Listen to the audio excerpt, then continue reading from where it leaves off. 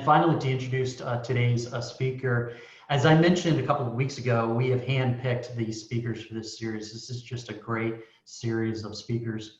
A couple of three things about Mike. First of all, he spoke last year at PMI, Washington, D.C.'s annual symposium. I think he was the second highest rated speaker, so just an incredible speaker.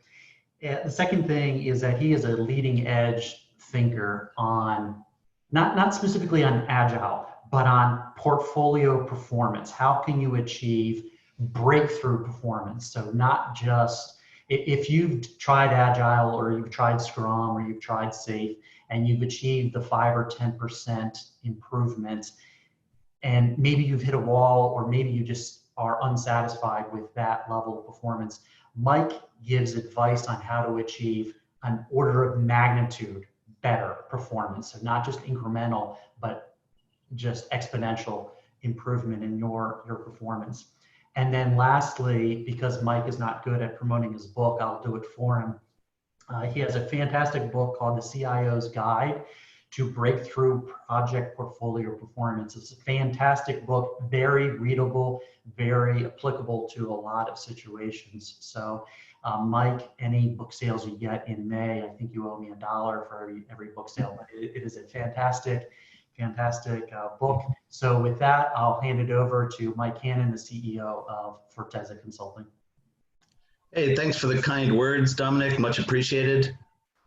I don't know quite how to follow that. I hope I live up to it, I guess.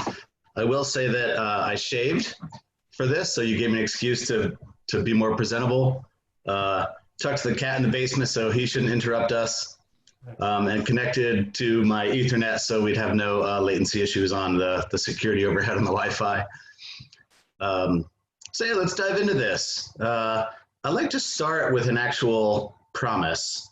Oh, and by the way, if by chance you have seen anything I've done in the past, especially like this past fall at PMI WDC Symposium, you may see a couple things that are familiar, but I promise you this is the first time I've shown this exact set of content. So I will weave some concepts together that may be familiar to you if by chance you've seen me present before, but I promise this is not a duplicate. Okay, so that's I guess my prefatory promise. Here's my real promise for this session. Okay.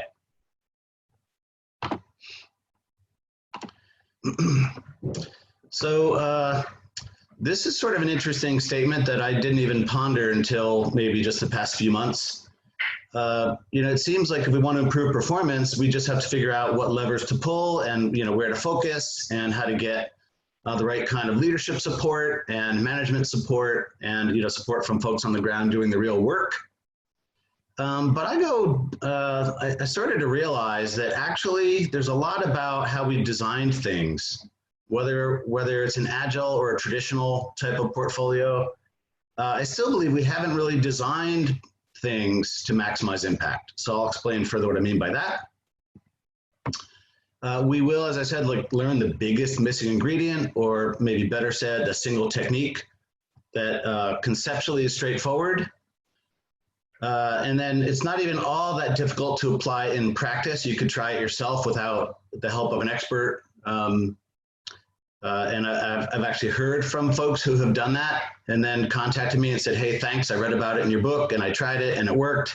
And then maybe they'll have a question or two, which doesn't require anyone to sign any contracts or anything like that, just to kind of keep the conversation going. But of course, I do make a living on this number 2 thing here as well. And then this is a bold one. I wonder, in fact, tell us in the feedback if you care to, whether I've actually changed how you think about project management, especially here with many of you I know are seasoned PMs, maybe more seasoned than me, even with my gray beard here. But yeah, I do want to try and live up to this promise as best I can, and really create some ahas that you can take back. Where you're thinking about things in a different way and in a more liberating way. If many of us are PM geeks, I know I am.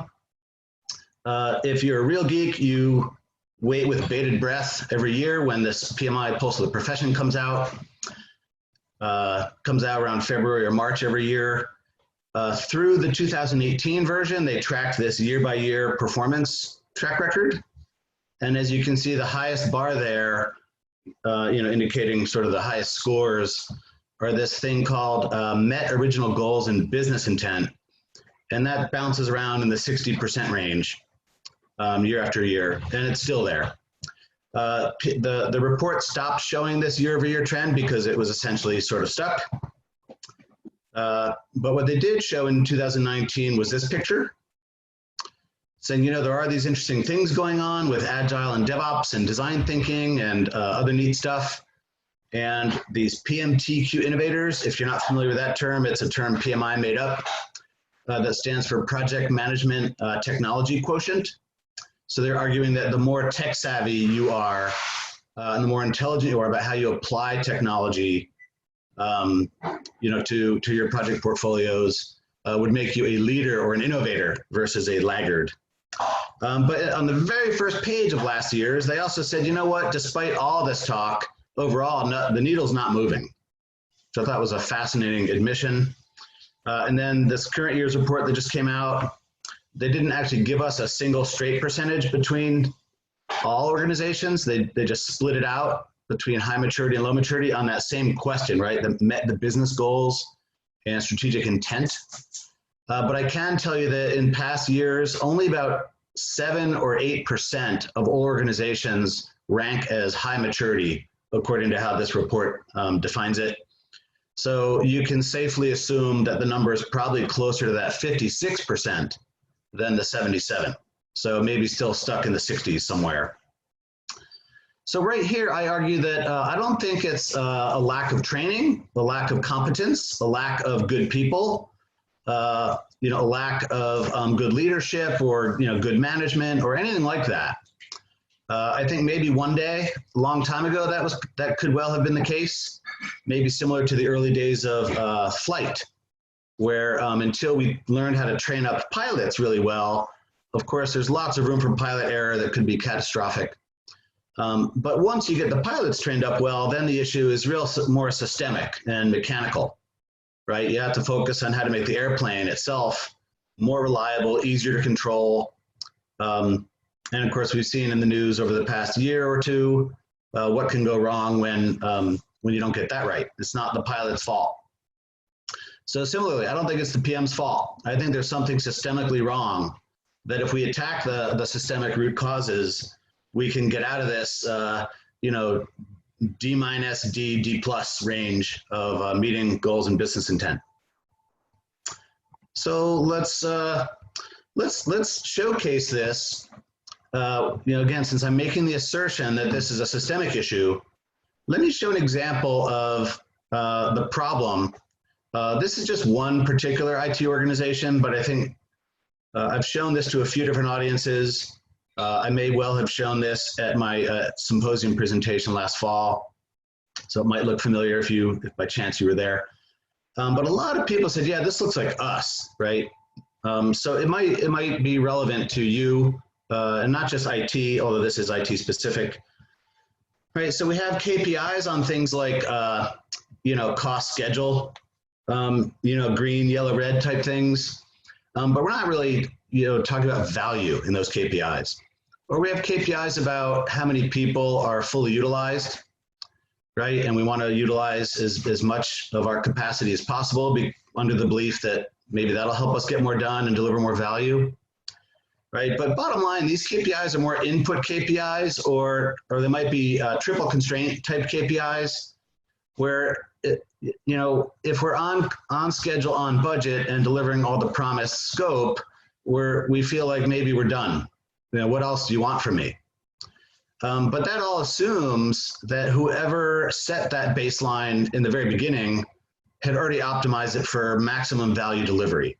And I think most of us know that's not often done. It also assumes that nothing changed on the value side of the equation since the project was approved. And so again, we kind of end up with these KPIs that aren't all that value oriented. If that's the case, it actually makes it quite difficult to do resource management and manage the flow of our projects across a portfolio. It makes it quite complicated.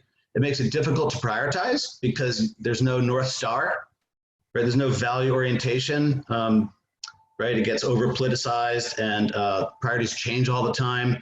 And of course, if these two things are happening, they negatively reinforce each other. If that happens, then we also have some operational emergencies along with project surprises that might cause us to move resources around to the point where we've completely destabilized our resource pool and lost focus. That makes the portfolio resource management job even harder. So now we have lots of disruption with people being swapped and priorities changing all the time. So it's no wonder projects take too long and cost too much. The PMO itself, if you have a PMO, it's hard to be value focused when you're just trying to keep all your people busy, just trying to keep all projects funded and resourced and delivering on KPIs that are not value oriented.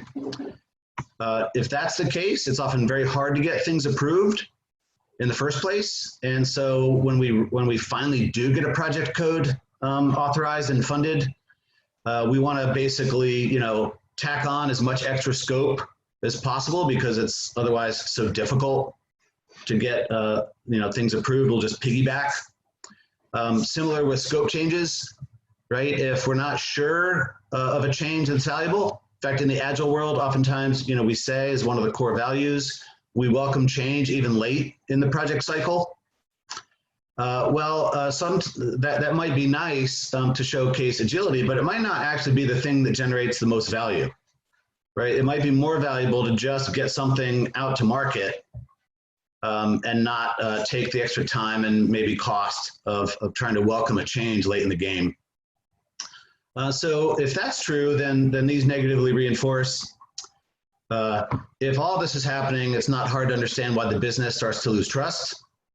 That makes them get into your shorts even more, and they want more statuses and they want more explanations in meetings, which of course just delays things further, right? So that is a negative loop there. There's then all this pressure to take shortcuts, right? Because things take longer and longer and the business is getting more and more upset and pressuring us to just get it done. So we take shortcuts and defects grow, our technical debt can grow. And of course, as technical debt grows, then the next project has an even harder time making their project go fast because the code base is, has a bunch of bugs hiding all over the place. And then of course that results in operational issues, which creates more operational emergencies, which means we have to swap people disruptively even more. And so we kind of keep that vicious cycle going. And then sometimes people say, well, maybe the issue is our estimates weren't all that accurate. We need to get better at that. And of course, that's unrealistic because this whole mess is occurring behind us. So now planning is actually quite difficult, even if we're really good at planning and not all that helpful. And so then people say, well, it's why even bother planning? And then of course, in the Agile world, the Agile Manifesto says, we value welcoming change, potentially even late in the cycle, over following, or adhering rigidly to a plan. But they don't say planning is worthless. They say rigidly following a plan might be sort of not all that enlightened. But the notion that we might still want a good plan and have a clear idea of what objectives we're trying to achieve and how we think we might actually get there, the best Agile teams, of course, embrace that. So here's the vicious cycle that I think is just one example of why no one person in this mix really has the power to fix this, right? But there are some things that we can change.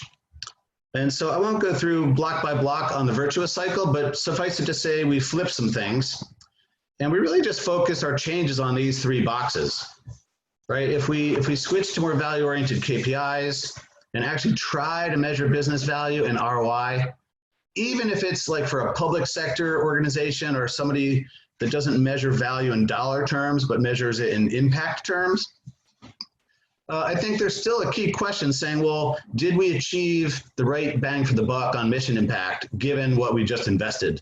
That's still a very fair and critical question if we're trying to get any kind of value-oriented KPI.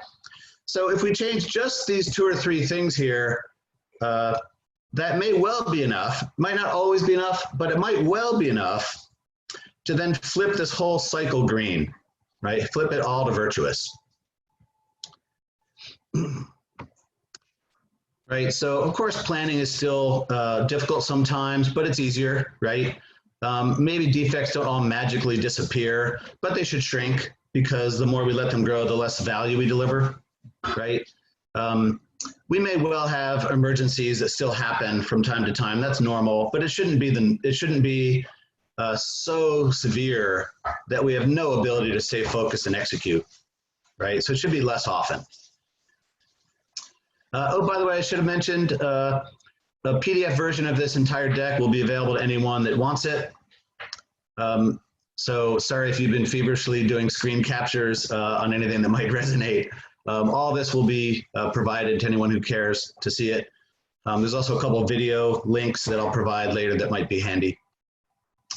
So if you're with me so far and you think, you know, that this might, you know, the root cause might be systemic, right? The reason why we're stuck in the 60s on achieving business goals and strategic value, we have to take it back to the definitions. Oh, by the way, if anyone is eagle-eyed enough to notice on this slide that green box on the top left that says PME, this particular client decided to rename its PMO to PME, which stands for Profit Maximization Engine. So obviously they were a profit-seeking enterprise, not a public sector entity, but I thought that was kind of clever. Okay, yeah, so let's get to the root cause. I actually think that even before we see things like this vicious cycle I just showed, I think there's aspects about how we think about project management and define it that sets us up for that vicious cycle. And follow me along here, and I'll be curious to see if folks agree. We'll open up for Q&A at the end, and we can have an interesting chat about whether folks agree with me or not. So PMI says this is the definition of a project, right? We all know that well. I think this definition is a better one because it captures the notion that it's an investment, and not all investments pay off. They all have risk. And that we're not just trying to do you know, the triple constraint and be done with it. If we end up getting more value than we imagined, which sometimes happens on really cool projects, we're of course quite pleased. Right, so this notion that there is no limit, there's unlimited upside. And if you think about it that way, and you've felt it in your bones like I have throughout my career, when you see a project go live and you see the enormous value unleashed, maybe beyond what you might have imagined, even if it's a little bit late or over budget or something, oftentimes these projects are so high value, that's what kind of you know, addicts us to the profession, right? I'm old enough that I kind of fell into the PM profession like I imagine many of you did. And the reason I never left is because of that feeling like I just generated maximal positive impact, which is much more exciting than, oh, I delivered the triple constraint. Okay, so let's take this further. Definition of project management. Here's PMIs. This I'm going to do all this stuff to meet project requirements. Again, I think that undersells the value of what we're here to do. I think we're here to maximize, again, the positive impact, right? Maximize the bang for the buck, no matter how we define the bang side of that equation or the value side. And then the last one, the definition of PMO. I almost fell asleep reading this one. You know, this notion that our primary purpose as a PMO is to standardize stuff, I think completely misses the point. I think unless we see it as like the profit maximization engine, like you saw under PME, or again, if you're not a profit-seeking organization, just more bang for the buck, ever higher returns on these investments, right? And sort of unleashing this, you know, no limits thinking. So again, I don't know if these are the ultimate best possible definitions. I like them much better, so I'm asserting that they're better. You're welcome to disagree, of course. But I think it'd be cool if some of you agreed that the standard definitions aren't inspiring enough and don't fully capture that unlimited upside aspect well enough, and maybe join me in trying to craft a better definition. A couple of my friends, maybe some of your friends too, are part of the group putting out PMI Guide to the PMBOK 7th edition. That should be out in a year or a year and a half. Maybe with any luck, we'll see some changes there. Okay, so if you're with me so far, I'm talking about one fundamental thing to break through important performance. But really, if you start with the definitions, which is sort of a mindset question, right? Just how you think about what we're here to do in the first place. Flip the KPIs to be more value-oriented, right? Which might be more bang for the buck oriented KPIs now that we've improved the definitions. Then the only thing left is how we manage flow. And that's the sort of the focus of the rest of this presentation and the subject of the title slide today. Right, if you look under PMI standard for portfolio management, there's not much conversation at all, if any, that talks about how to maximize flow, right? How to get more done within limited resource constraints and deliver more value. And there's some basic core flow management things we can learn to help us get there. So, so here's an example. We're not going to play this video today just for time, in the interest of time. But if we were to flip over a bottle and just let water run out through the bottleneck there and time it, we would see at about the 3-second mark that I'm showing there, not a whole lot. There's a lot of activity, a lot of turbulence, a lot of things going on, but not a lot of flow, right? If we then say, well, and then the flow rate is about a gallon a minute. If we then say, well, if I create a vortex that creates more aligned flow, right? The energy of all the water molecules is much better aligned. And now we have a way to allocate that scarce resource in the bottleneck so that we can have water going out and air coming in, which of course, and both are of course necessary to get flow in this case. Then we see we've actually doubled the flow just from that one management change. And then of course, we don't need to stop there. There's, you can go to this third attempt where you just stick a straw in there and allow the air in a dedicated protected channel to go replace the water that's flowing out in a much more stable, aligned manner. So we don't even need to create a vortex or get all this alignment going and spin the bottle and create all this, requires all this energy to get everyone aligned and flowing in the same direction. We can just kind of trust that things will happen naturally as long as we set things up so that these conflicts are minimized, right? This conflict over that scarce resource in the bottleneck is stable. And as a result, we double flow again to 4 gallons a minute. So my assertion is that in project portfolio space, whether you're an agile portfolio or traditional or hybrid or whatever, that some management techniques on flow are critical. Again, the PDF version will have that link for you. You can click on and check it out. So if we begin to look at this in a manner that we're all familiar with, right? Bad traffic, especially here in the DC area, we see that the more vehicles we try to put onto the highway, the more flow we will get for a while. Right, the Beltway does have a lot of capacity with an average of 8 lanes if you count in both directions in most places. So if there's only 1 car on the road and we double that to 2 cars, both cars will get home equally fast. And we can keep doubling for a while, but at some point, as we all know, you hit a limit. Even in a very high capacity system, like a very large organization's project portfolio might have lots and lots of people and all sorts of other resources. But fundamentally, from the natural sciences, we learn that every system does have an ultimate limit.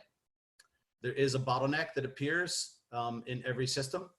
In the Beltway, it might be a single lane closure somewhere, or a fender bender that happened on the right and now people are staring at it, or even just a little bit of rain sometimes is enough to disrupt the flow and introduce a choke point.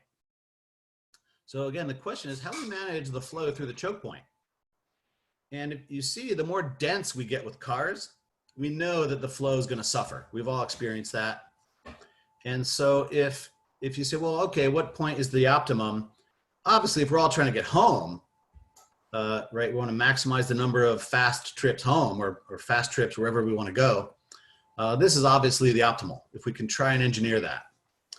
I think because we don't have value-oriented KPIs, we tend to go for things like utilization, which means it's going to end up looking like a parking lot with very bad flow. And of course, the business stakeholders or customers won't be so thrilled with that.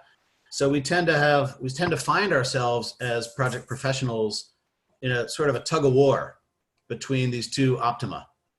And so if you flip the traffic analogy just to project portfolio space, right? The flow is now measured in project completions per year, or it could be, value deliveries per year. If it's just a tiny, a flow of tiny little enhancements, right? For like little software updates perhaps, or other little enhancements. However we measure value or completions per year, per month, per quarter, whatever. And then mapped against density, we see this curve manifests. And so typically, because we're stuck in this tug of war, we end up somewhere in here, which if you look is really no different than when we're only using a small fraction of our capacity. So this is a bit of a mind bender for a lot of executives thinking, wow, all this pushing I've been doing to get more done and keep people more utilized and get more done and keep people more utilized. We're kind of defeating ourselves. We end up at a performance level that's not much better than when we were just getting started. Right? So obviously we could do much better than this if we can manage the flow better. And to show this is a very oversimplified example of real project plans or, real projects in execution. But let's go with it here, right? Imagine we have, three resources, each of which could be a small team. Could be, each one of these resources could be a Scrum team. And maybe this is a Scrum of Scrums thing, or, and maybe we don't have these hard handoffs like I'm showing, but still there might be a resource in there, like a resource B, that just has more knowledge and capability than, more skill, more maturity than some of the other folks, right? And so we see if we jump around, we're going to get this kind of flow. We're going to have lots of delay built in. And at the same time, we're going to have all sorts of, we're going to have very high utilization.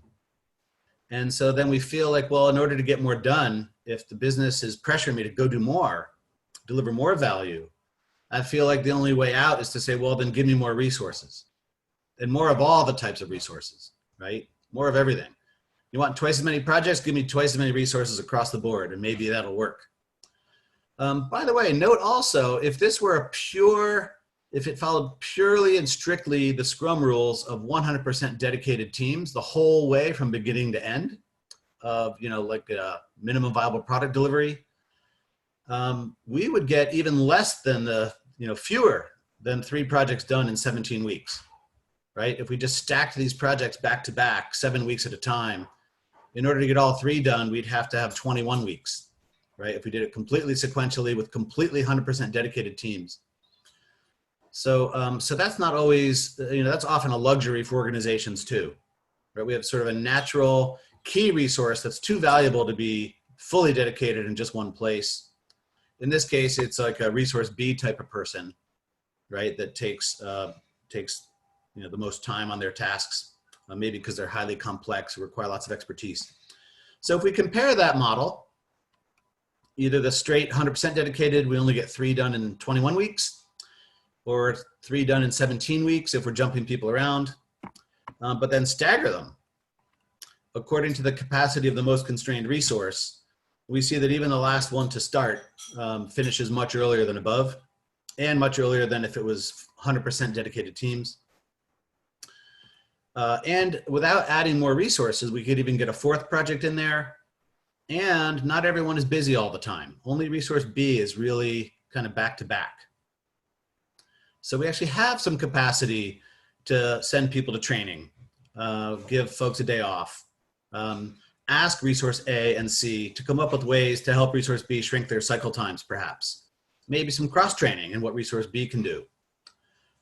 Maybe cleaning up the handoffs for how we hand off work and clarifying definitions of done and all that great stuff that many of us know well. So there's a game I often play with my customers to kind of have them experience that, I'm not actually working harder, and I'm not even assuming that resource A or any other resource gets faster compared to the simultaneous model above it. And let's play a game with it. And you can see just, doing menial tasks like flipping beads over and mixing colors and sorting them and things everyone can do does not require a lot of high cognition or master, problem solving or, expertise in anything. So even with sort of simple, basic work, we can essentially more than double the flow of completions, to the point where if I showed up with a project number 4 and said, hey, start this when you're ready, they could queue it up as priority 4, as shown on the top here, knock it out with no disruption to the stable system. Whereas down below, I don't bother doing a project 4 because it would create a mutiny, right? There'd be so much confusion and people bumping into each other and switching around that they would probably be cursing my name. Okay, so we're gonna amplify this notion of flow and what it means in business terms. All right, right? How does flow actually amplify the impact achieved? In other words, if I could double the flow of completions, or triple it, or quadruple it, like we saw in the bottleneck video example, what does it actually mean in business terms, right? Mission impact or ROI, however you want to measure it.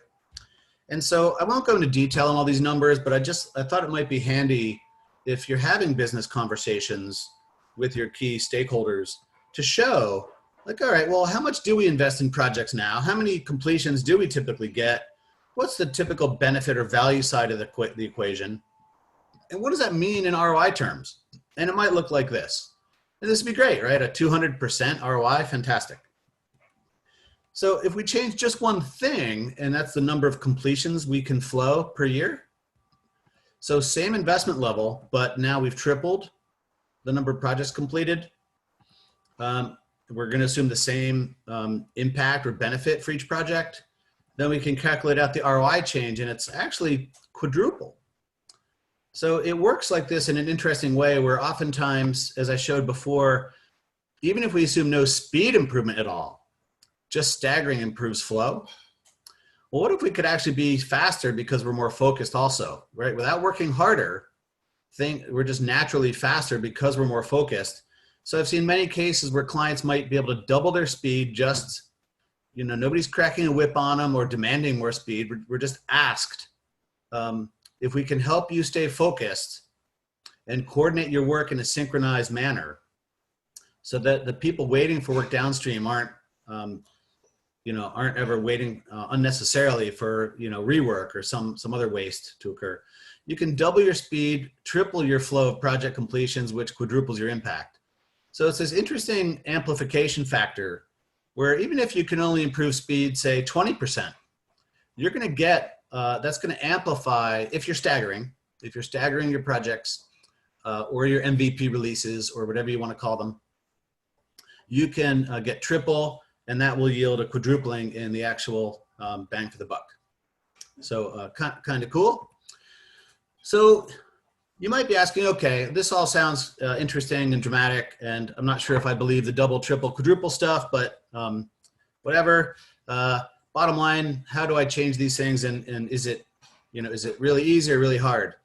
Well, if you believe that some of this, maybe the biggest part of it, is a mindset question and how we think of our projects and why they, what our purpose is as PMs, that can really open the aperture quite a bit. So that's, should be relatively straightforward. If we start to do better at measuring value, and if it's hard to measure value, like in mission impact terms, it might be really hard to assign a dollar value to that, right? Well, if all we did was measure the flow of value delivery, right? Flow of completions, completed MVPs, completed enhancements, completed whatever, that could be a pretty good proxy measure for value, and not typically that hard to measure. So then it's just this flow management skill, right? Understanding how we maximize flow through a bottleneck is really just a question of understanding what creates congestion and slow flow, and how to just set things up so that the system flows better. So I think all these are actually quite achievable. And it might be fun and interesting to take a little walk into history to see some examples of how this has actually happened in the real world. If you're like me, you're a history buff, and or maybe just a movie buff and you've seen this movie Dunkirk. If not, I'm going to show you some examples, some data on just how big the challenge was that they were faced with in May of 1940, when the German army had blitzkrieged all across the continent and pushed the entire British and French armies all the way to water's edge, the English Channel, in the northwest of France at Dunkirk, and were pinned down. It was so fast that there was not even time for the British Navy to respond right away and orchestrate an orderly sea lift rescue. So if you saw the movie or you know your history, they even called a bunch of civilian boats and, let's do everything we can to try and help this happen. So here's some data points, right? Dunkirk, May of 1940. And for fun, I'm gonna actually challenge you all further to imagine that you're in an even more daunting or more challenging circumstance than they faced at Dunkirk, right? Just to up the ante a bit and make this fun. So in the case of Dunkirk, there were that many people in need of rescue. Let's bump that up to almost 500,000 for your challenge. Even though it was it was 1940, they did have good communication with their commanders and troop leaders. You don't. Historians still debate to this day why Hitler paused the attack, but in fact he did, mostly, and not 100% sure why. Imagine that's not the case for you, it's underway. So you get the idea. We're going to keep upping the ante across the board to see, wow, this is a real big, nasty challenge. Again, unprecedented in size for Dunkirk, and they pulled it off in 9 days. I'm going to tell you, yours is even bigger, but I'm only going to give you 9 hours. So even if all you did was imagine just the difference in the flow, right, and not all these other challenges, here's how much the flow has to improve from what Dunkirk did, right? 1,500 people per hour to 55,000 people per hour. So I'm challenging you all to do a 35x speed improvement or flow improvement. And you might wonder why go so over the top, Mike, with this dramatic scenario. Well, would you believe this actually happened, right? This scenario actually happened. And I encourage you all to watch this video I'm showing here.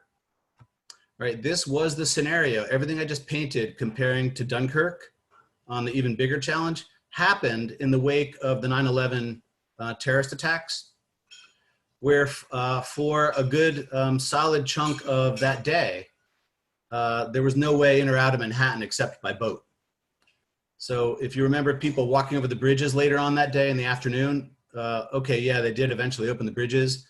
But believe it or not, they actually rescued almost 500,000 people by sea with very little time to react and plan and orchestrate the flow improvement. And I had the great privilege of interviewing the gentleman shown here, Coast Guard Captain Michael Day, to discuss how he did it. And I'll just give you all just a kind of a quick sense of how he took on this flow challenge. Right, so if you're not familiar with New York, there's an overhead view, satellite view on 9/11. Right, there's Lower Manhattan. If you're not familiar with New York, maybe you've at least been there as a tourist and seen these sites. The train locations for the commuters. There's a lot of people coming in from Brooklyn, and a lot of people coming in from New Jersey through these two commuting points. And in the video, it's very brief, but if you watch the video, this Governor's Island plays a huge role. They call all these private boats to volunteer and help out, but they make a huge decision that if they hadn't made, would have resulted in a major disaster. Not just a flow disaster, but a human disaster with people jumping into the water and losing hope. They said all boats go to Governor's Island. Because if they'd sent them all to Lower Manhattan with the limited docking space at the piers, it would have become a massive bottleneck, right? You would have seen an incredible traffic jam. where nothing moved, no one got rescued. All that smoke and dust and debris would have choked people off, quite literally, and created a human disaster. So just by saying, hey, we think the bottleneck is limited space at the piers here. Let's not overwhelm the bottleneck. Let's just flow things through that bottleneck as fast as possible. And let's keep as much excess capacity with more boats than we might need right there at Governor's Island that we can just send the moment we feel like we're starting to pick up the pace a bit and we can handle, even more. So pretty cool how they did that.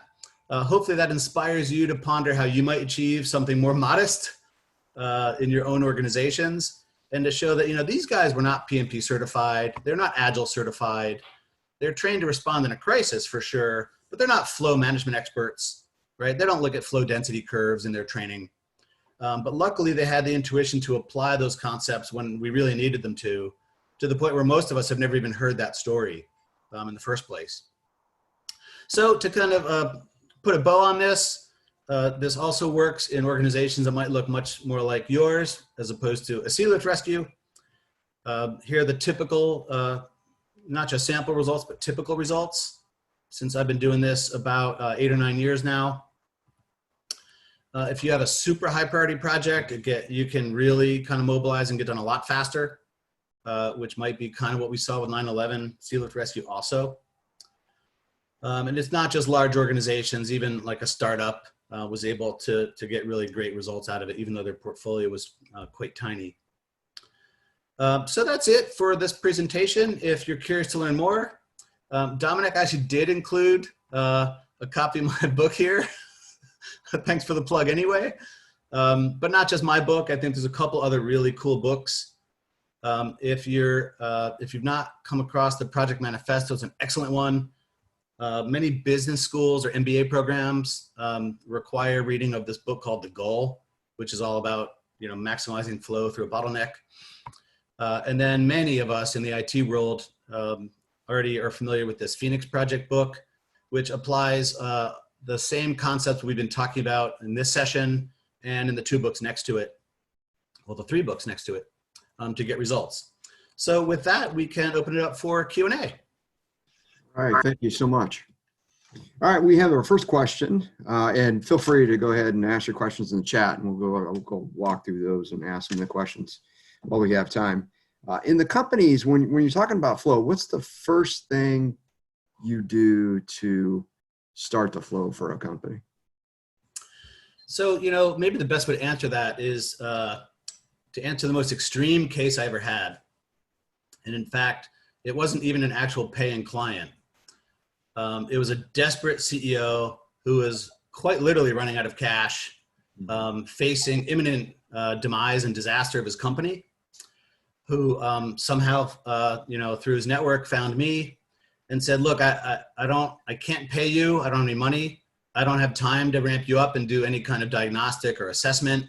I'm just desperate to make a change right away. So even though you don't know much about my company, my organization, our products, our customers, or any of that, what's one thing you'd recommend I change that might have a really big impact? And I said, oh, quite simple, just cut your whip, which is just a short way of saying, you probably have too many projects clogging up your system, right? Like too much traffic on the Beltway. If you can snap your fingers and just pull half of those projects away and reallocate the resources to the half that remain, you'll get a lot more through. And he was like, oh, that's interesting. How do you know I should cut it in half? Wouldn't 30% be sufficient? And what if it's 70%? How do you know it's 50%? I said, well, I don't know anything. But you seem to be in a tough spot. So I would just say, do it dramatically. And half seems pretty dramatic to me. Yeah. And so within a couple of weeks, he had tripled his throughput, saved his company, rolled products out to market faster, saved the company. And then again, unfortunately, I just didn't get paid for it, but he kindly volunteered to serve as a reference anyway. Excellent, excellent. Well, how do you convince, I got a question here. How do you convince the executives to delay some of their projects? I mean, I know that was you gave an example of that executive, but when you come into other companies, how do you how do you tease that out to convince them stop doing work or delay?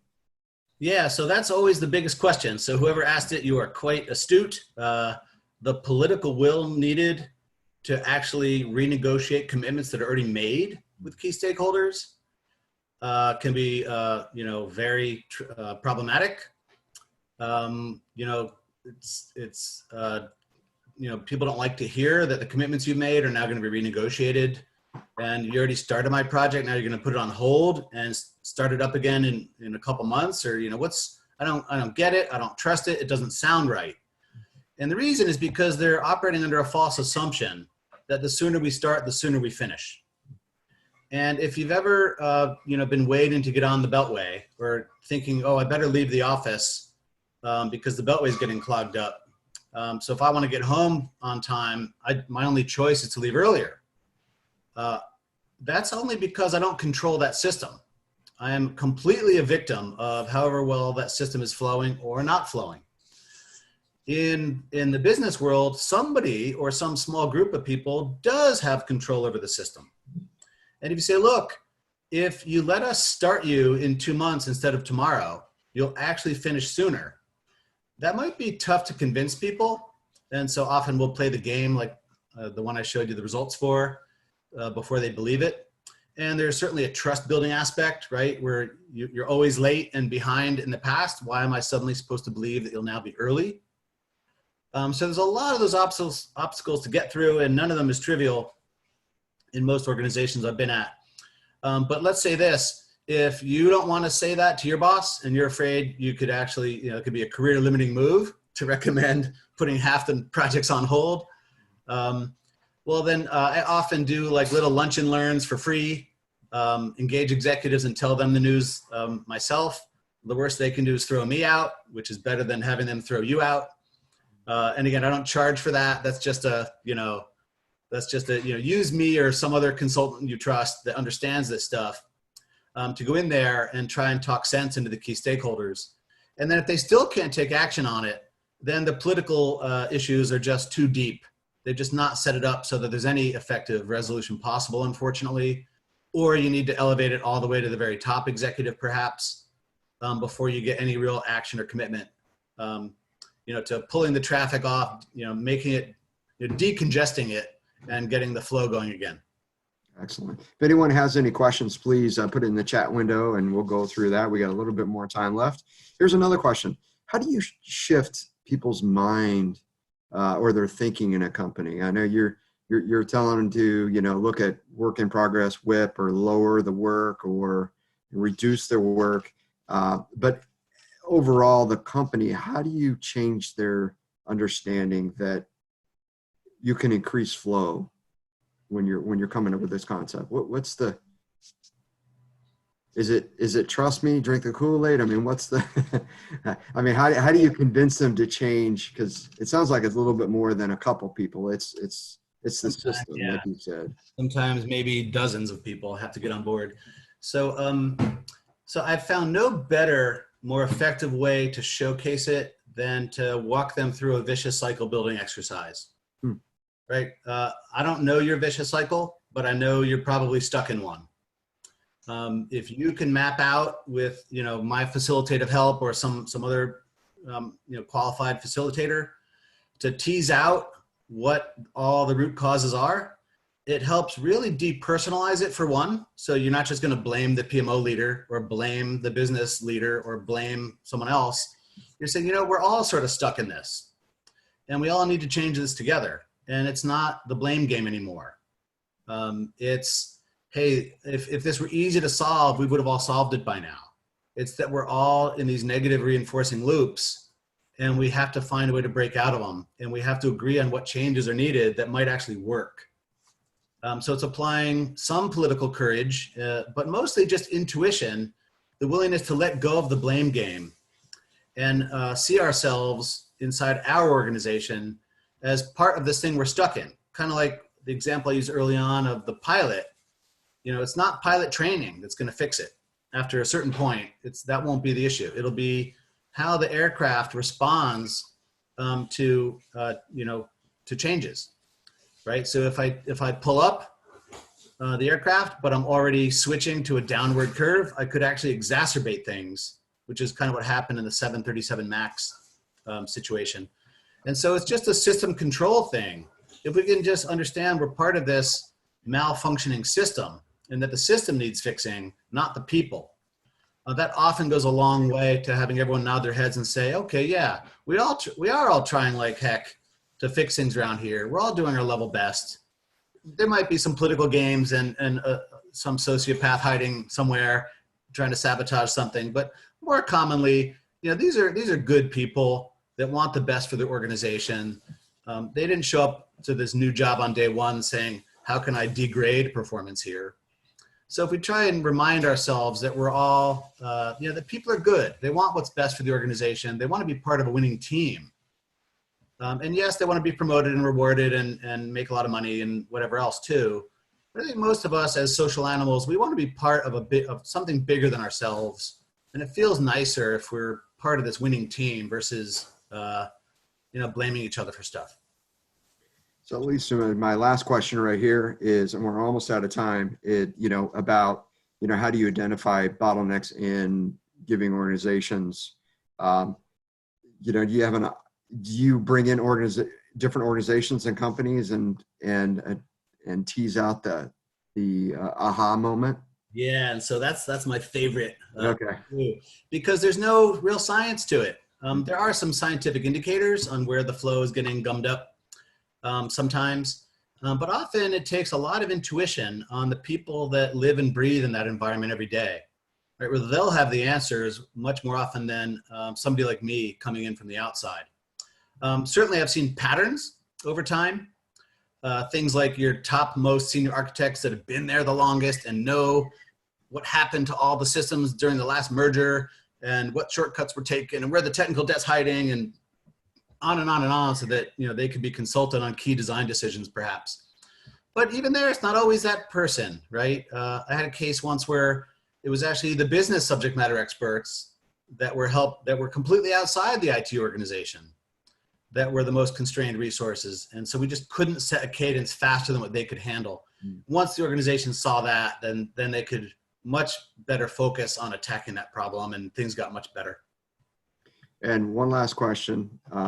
You're going to make the presentation available, and yep, the PDF version will be sent to you, Jamie, and to Dominic, and you guys.